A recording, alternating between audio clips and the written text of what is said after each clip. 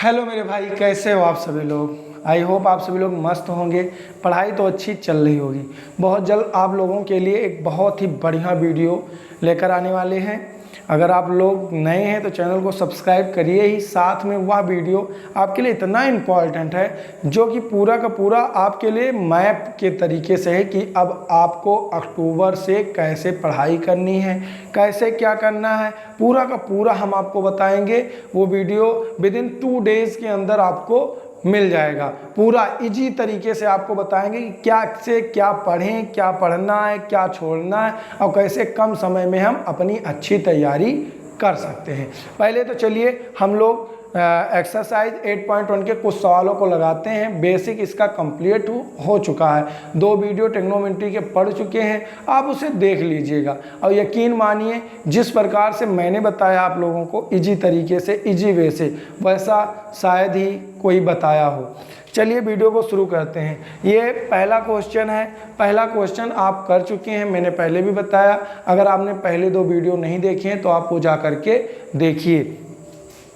अगले हम क्वेश्चन पे आते हैं तो देखिए दिया हुआ है कि आकृति 8.13 में 10p माइनस कॉट r का मान ज्ञात कीजिए। यहाँ पे दिया हुआ है, यानी हमें, मैंने पहले भी बताया है, अगर थीटा हम लोग यहाँ रखते हैं, यहाँ पे इस जगह पे, तो हमारे लिए जो लंब होगा वो ये होगा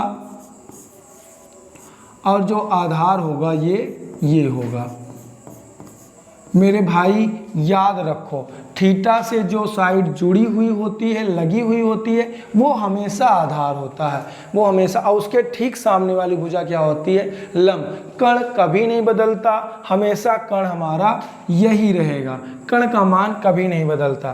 तो अगर हमें क्या निकालना है? आधार निकालना है, तो उसके लिए हमारा फार्मूला होगा, क्या होता है? फार्मूला हमारा होता है, पहले तो फार्मूला में लिख दूं, कण का होल स्क्वायर इक्वल टू होता है लंब का होल स्क्वायर माइनस आधार का होल स्क्वायर। ये हमारा सबसे बेसिक फार्मूला है पाइथागोरस प्रमेय का।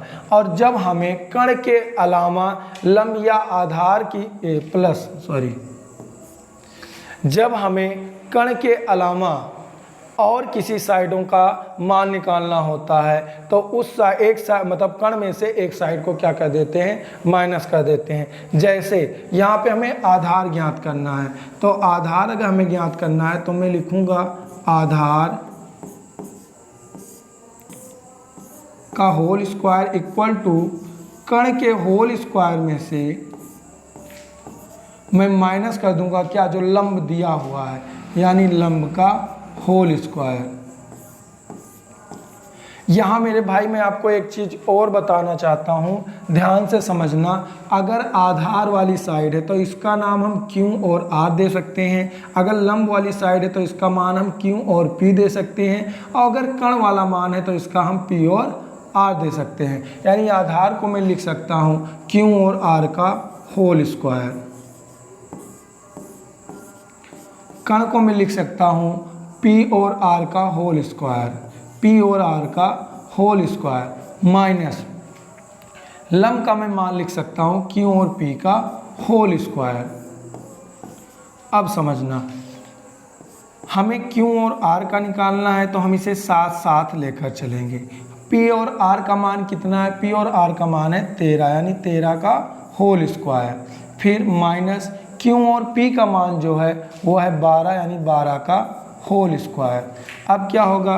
Q R का होल स्क्वायर इक्वल टू 13 का होल स्क्वायर यानी 169 माइनस 12 का होल स्क्वायर यानी 144।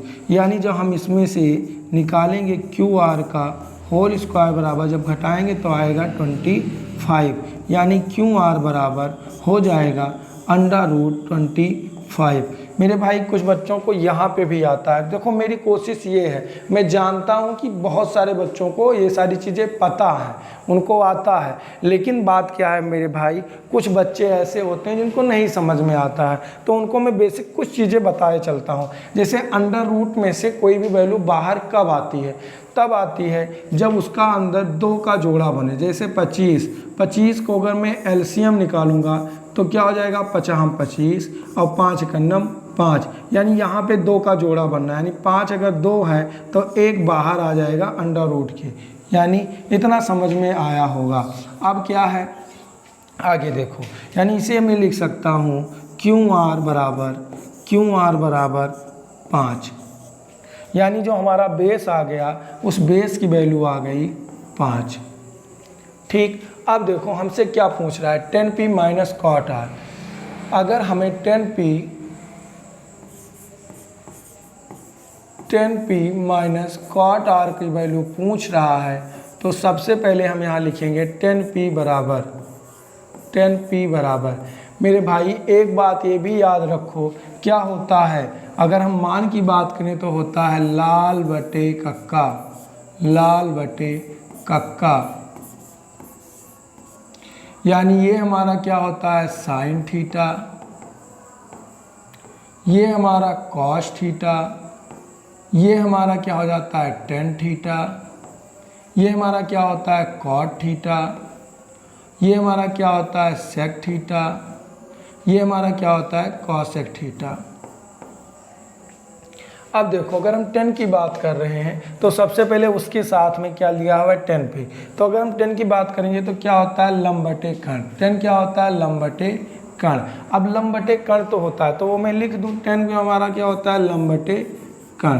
देखो समझना आराम से, मैं जल्दबाजी नहीं करूँगा, मुझे आराम से ही पढ़ाना है, मज़ा आ रहा फिर क्या है 10p का मान दे रहा है, तो अगर 10p दे रहा है तो हम थीटा की वैल्यू यहाँ रखेंगे, कहाँ रखेंगे यहाँ, तो थीटा से जो लगा वो हमारा आधार और थीटा के सामने जो है हमारा वो लंब, मैंने पहले भी बताया है। तो यानी लंब हमारा क्या हो जाएगा ये 5, यानी 10p की वैल्यू आ गई 5 बटे कर्ण हमारा हमेशा क्या रहेगा सेम रहेगा, यानी 13 हो गया। फिर हमारा कॉट आर की वैल्यू, यानी cot R equal to, cot हमारे लिए क्या हो जाता है इसी 10 का उल्टा, यानी कर्ण बटे लंब, 10 जो होता है वो कॉट का उल्टा होता है, यानी ये हमारा हो जाएगा कर्ण बटे लंब। कॉट आर बराबर हमारा आधार बटे लंब, मैंने 10p की मान की वैल्यू गलत लिखी है,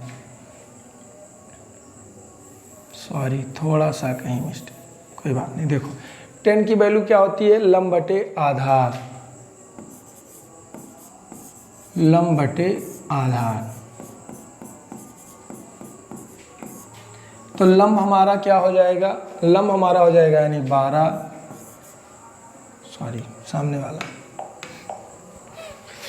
10p की वैल्यू हमारी यानी थीटा है तो लंब हमारा हो जाएगा 5 और आधार हमारा हो जाएगा 12।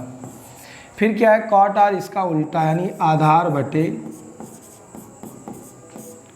लंब हो जाएगा, यानी आधार बटे लंब की बात अगर हम करें तो हमारा आधार अगर हम यहाँ पे रखेंगे थीटा तो आधार हमारा 5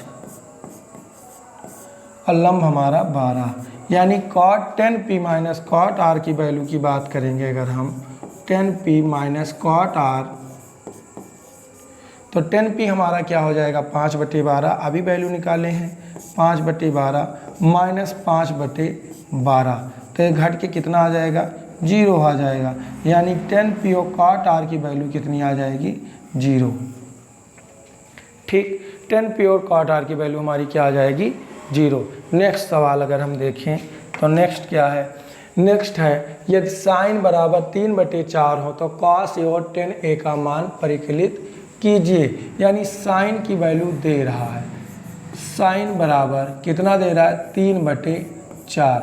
मेरे भाई यहाँ भी समझना, सबसे पहले जब हम इसकी बात करते हैं तो हम एक राइट एंगल ट्रायंगल बनाते हैं। राइट एंगल ट्रायंगल, सबसे पहले सवाल को सॉल्व करने से पहले हम राइट एंगल ट्रायंगल बनाएंगे। अब क्या दे रहा है साइन ए, यहाँ पे साइन ए की वैल्यू यानी साइन ए की वैल्यू दे रहा है,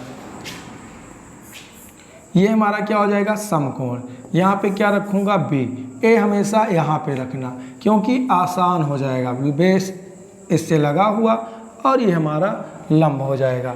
अब आगे क्या बात है, साइन ए की वैल्यू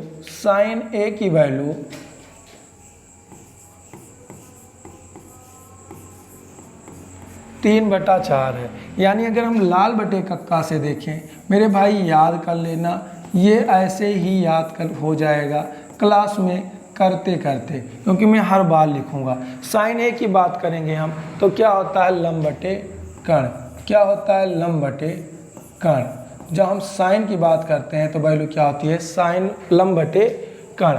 तो लंब हमारा कितना, 3, थीटा मैंने यहाँ माना है, याद रखना, और कर्ण हमारा कितना हो जाएगा, 4। तो अगर हम इसका मान निकालेंगे, यानी हमें आधार का मान चाहिए, यानी AB का होल स्क्वायर बराबर AC का होल स्क्वायर, यानी कर्ण का होल स्क्वायर, माइनस कर देंगे BC का होल स्क्वायर। AB हमारा कितना दिया हुआ है, कुछ नहीं, AB का होल स्क्वायर ऐसे ही लिखा रहने देंगे। AC हमारा कितना दे रहा है, 4 का होल स्क्वायर। BC हमारा क्या दे रहा है, 3 का होल स्क्वायर। यानी AB बराबर 4 चौक 16, 3 त्रिका 9। यानी जब हम घटाएंगे AB में से इसकी वैल्यू तो हो जाएगा, यानी हमारा 7, 9 7 16, और यहाँ पे आकर के क्या लग जाएगा, अंडर रूट। यानी AB की वैल्यू आ गई अंडर रूट 7। AB की वैल्यू क्या आ गई, अंडर रूट 7। साइन ए बराबर 3/4 दिया हुआ था। साइन को हम लिखते हैं लंब बटे कर्ण। क्यों लिखते हैं, इसके बारे में भी वीडियो पहली वाली बनी है, आप वहाँ से देख सकते हैं। तो क्या लिखते हैं, लंब बटे कर्ण। तो 3 हो गया लंब, कर्ण कितना हो गया, 4। पाइथागोरस प्रमेय लगाए, AB की वैल्यू आ गई √7। अब हमें क्या बताना है, cos A और tan A का मान, यानी cos A और tan A की वैल्यू बतानी है। याद रखना मेरे भाई, थीटा मैंने कहाँ माना है, यहाँ माना है। अगर हम cos की बात करें तो वैल्यू क्या होती है, आधार बटे कर्ण। क्या होती है, आधार बटे कर्ण। तो साइन बराबर होता है, और cos बराबर होता है आधार बटे कर्ण। आधार कितना दिया हुआ है, √7। कर्ण कितना दिया है, 4 दिया है। अब tan की बात करेंगे तो क्या हो जाएगा, लंब बटे आधार। tan की बात करेंगे तो क्या हो जाएगा, लंब बटे आधार। लंब कितना दे रहा है, 3। मैं लिख भी दूं, लंब बटे आधार, लंब बटे आधार। tan A बराबर क्या होता है, लंब बटे आधार। तो लंब की वैल्यू कितनी दे रही है, 3।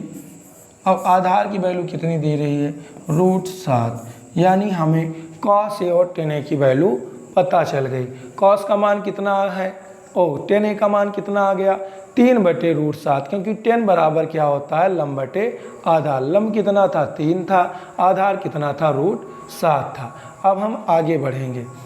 आगे जो नेक्स्ट क्वेश्चन है, यानी क्वेश्चन नंबर 4, उसमें कह रहा है यदि 15 cot A = 8 हो तो साइन A और sec A का मान ज्ञात करो। मेरे भाई, आँख मूंद कर सबसे पहले क्या करना है, आँख मूंद कर सबसे पहले करना है एक काम, क्या बनाना है, right angle triangle. Right angle triangle बनाओ, और जो दे रहा हो, क्या पूछ रहा है, पहले ये निकाल लेते हैं। cot 15, ऐसे लिखो, 15 cot A = 8 है, तो cot A इक्वल टू हो जाएगा 8। ये 15 बटे में चला जाएगा तो 8/15, यानी cot A की वैल्यू 8/15 दे रही है। हम फिर से वही काम करेंगे। यहाँ क्या हो जाएगा, समकोण। यहाँ हम क्या मान लेंगे, थीटा। थीटा अगर यहाँ मान रहे हैं तो ये हमारा क्या हो जाएगा, A मानेंगे। ये A, ये B और ये C, यानी 15 cot A। वही अपना पुराना काम, लाल बटे कक्का से, लाल बटे कक्का। किसकी वैल्यू पूछ रहा है, cot A की वैल्यू दे रहा है। cot A यानी कि ये, यानी आधार बटे लंब। क्या, आधार बटे लंब, आधार बटे लंब की वैल्यू दे रहा है, आधार बटे लंब। अगर थीटा यहाँ माना है तो आधार हमारा 8 और ये हमारा क्या हो जाएगा, लंब। फिर से हम क्या लगाएंगे, पाइथागोरस प्रमेय लगाएंगे। पाइथागोरस प्रमेय यानी AC। AC हमारा क्या है, कर्ण है। कर्ण का मान निकालते हैं तो अन दो भुजाओं के वर्गों का योग करते हैं, यानी ए बी का whole square equal plus B C का होल स्क्वायर, बी सी का होल स्क्वायर।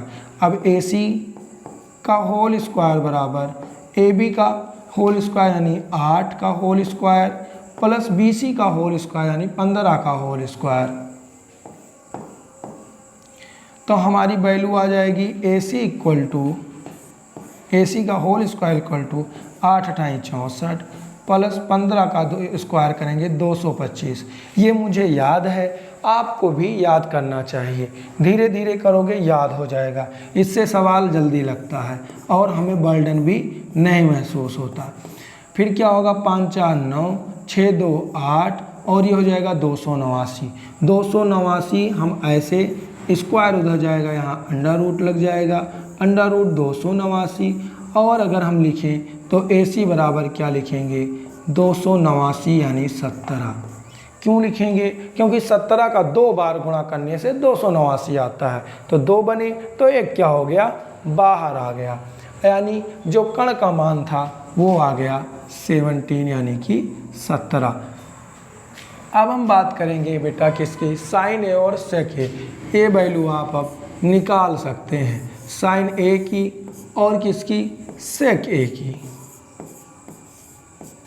साइन ए की वैल्यू के लिए हमारा क्या हो जाएगा लंब बटे कण, लंब हमारा क्या हो जाएगा ये थीटा के ठीक सामने लंब यानी कि 15 बटे, उसके बाद में हमारा जब कण की बात करेंगे तो क्या हो जाएगा 17 यानी साइन ए का मान 15 बटे 17। कॉस सेक ए का मान आप लोग खुद देख के लिख सकते हो अगर आप नोट्स लेकर के पढ़ रहे हो तो। यकीन मानो मेरे भाई अभी बहुत सारे स्कूलों में ट्रिग्नोमेट्री नहीं कराई गई है, अगर आप पहले पढ़ के जाओगे तो आपके लिए और ज़्यादा इजी हो जाएगा। ये मैंने करा दिया। अगला सवाल ये देखो, यदि सेक थीटा बराबर 13/12 हो तो अन्य सभी त्रिकोणमितीय अनुपात परिकलित कीजिए, यानी अन्य सभी का मान हमको बताना है।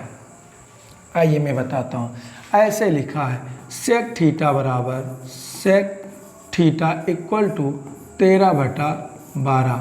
मेरे भाई अन्य सभी की बात कर रहा है तो मैं रेशियो, आप लोग जानते हैं जो त्रिकोणमितीय रेशियो होता है, जो त्रिकोणमितीय रेशियो है वो हमारे 6 होते हैं। कितने होते हैं 6 होते हैं। जब हम 6 की बात कर रहे हैं, एक दिया हुआ है यानी हमें 5 बताना है, यानी हमें क्या क्या बताना है, सेक दिया है हमें साइन थीटा का मान बताना है, हमें कॉस थीटा का मान बताना है, हमें उसके बाद में टेन थीटा का मान बताना है, हमें कॉट थीटा का मान बताना है और हमें कॉसेक थीटा का मान बताना है। इतने मान हमें बताने हैं। अब मेरे भाई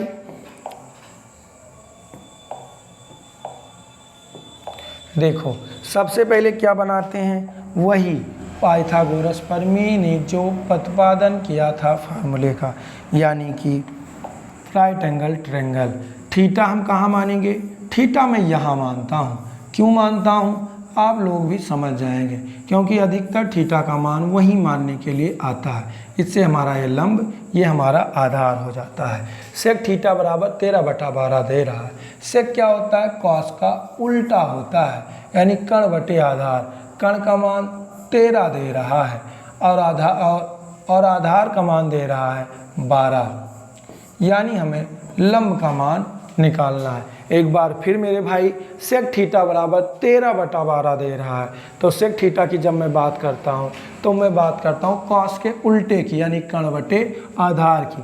कण का मान कितना है 13 और आधार का मान कितना है 12, यानी हमें ज्ञात करना है BC, यानी BC अगर हमें ज्ञात करना है यानी हमें निकालना है लंब। अगर हमें लंब निकालना है तो हम कण यानी सबसे बड़ी भुजा में से आधार को क्या कर देंगे, माइनस कर देंगे, यानी BC का whole square equal to AC यानी 13 का होल स्क्वायर